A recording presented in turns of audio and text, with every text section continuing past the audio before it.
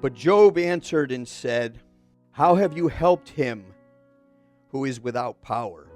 How have you saved the arm that has no strength? Along with the life of the righteous man Job, the Bible contains many other examples of faithful persons who were called to suffer for God's sake. But what is the purpose of all this suffering, persecution, and trial? Therefore, since Christ suffered for us in the flesh, arm yourselves also with the same mind. There is the continual death of self, so that the life of Christ might reign. When the Spirit of Christ enters a person, what takes place is divinity entering dust, and they both become one. The change is so dramatic that not only does one begin to hear God's little whispers to them, but then as they get up and are willing to obey, He gives them the grace to persevere. It's when we listen to those little whispers of God's voice that He enables us to stand firm and withstand the stormy blasts. Beloved, do not think it strange concerning the fiery trial, which is to try you as though some strange thing happened to you.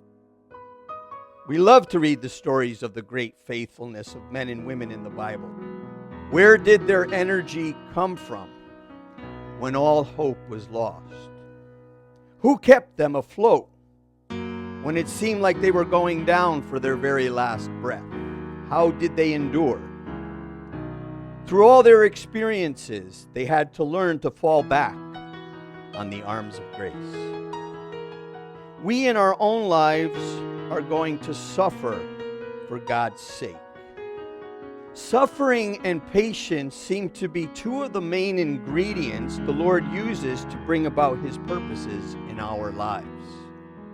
It says God uses these moments to get our attention so we can hear His small whisper.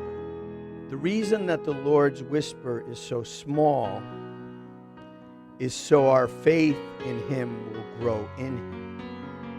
For it is God who works in you. You see, we cannot do it.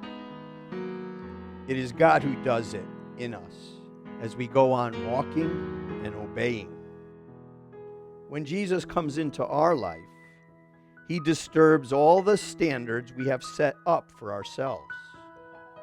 Our whole point of view and way of looking at things will be disrupted. But it's as we listen to His small whisper, as we place our faith and trust in Him, we will find no compromise on which to stand. In the attitude of Job, we see this. How have you helped him who is without power? How have you saved the arm that has no strength?